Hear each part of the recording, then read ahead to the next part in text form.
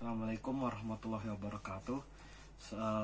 Selamat malam atau saya dari Arya Fauzan Diandra Rusli, NPM 2006522404, kelas Sistem 6202, akan menjelaskan mengenai proyek akhir yang saya kerjakan, yakni alat sistem pemberi makan hewan peliharaan atau pet feeder.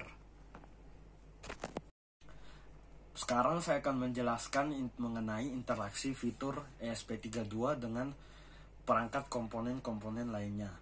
Awalnya atau mula-mula pin-pin ESP32 ini akan dihubungkan ke pin perangkat elektronik lainnya sesuai perincian pada tabel di laporan akhir yang telah saya buat, dan dihubungkan dengan kabel USB pada power bank untuk memperoleh daya di mana power bank tersebut sebagai power supply. Setelahnya, ESP32 akan menyambungkan ke WiFi yang telah kita tentukan pada program, dan ESP32 tersebut akan memperoleh alamat IP atau IP address dari router nirkabel yang terhubung dengan ESP32 tersebut. Dengan IP address ini, ESP32 akan mengatur dan membuat web server yang ditentukan pada program dan menyajikan halaman web tersebut ke semua perangkat yang terhubung di jaringan WiFi yang ada. Web server ini akan menyediakan interface atau antarmuka untuk mengendalikan motor servo yang digunakan sebagai pengendali banyaknya makanan yang dikeluarkan untuk hewan peliharaan melalui fitur PWM atau Pulse Width Modulation. Selain itu, fitur external interfacing juga terdapat pada hubungan ESP32 dengan modul LCD yang dilengkapi dengan modul adapter I2C yang berfungsi untuk menampilkan progres yang terjadi pada sistem dan alamat IP yang digunakan untuk mengakses web server yang telah dibuat tadi.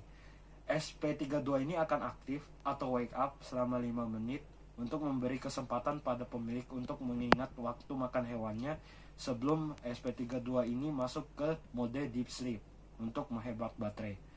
Mode deep sleep ini berlangsung selama 3 jam 55 menit untuk memberi total 4 jam jeda waktu pemberian makan pada hewan peliharaan tercinta. Alasan 4 jam ini saya berikan karena kucing peliharaan saya selalu diberi makan dalam jeda waktu tersebut dengan jumlah makanan yang sekadarnya.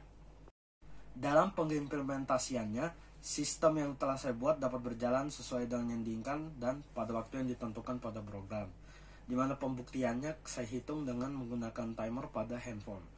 Tidak ada pengukuran yang terjadi pada pelaksanaan percobaan sistem ini, sehingga tidak ada data logging yang dapat ditampilkan.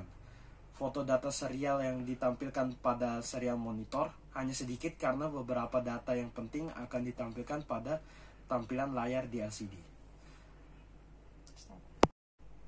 Dari percobaan rangkaian yang telah dilakukan, terdapat beberapa masalah dan rintangan yang saya alami, seperti misalnya tidak sempat membuat model lanjutan atau model jadi hubungan motor servo dengan tempat tampungan makanan hewan yang dapat dibuka tutup melalui tali yang diputar oleh motor servo, dan juga video pengaplikasian sistemnya pada hewan peliharaan saya.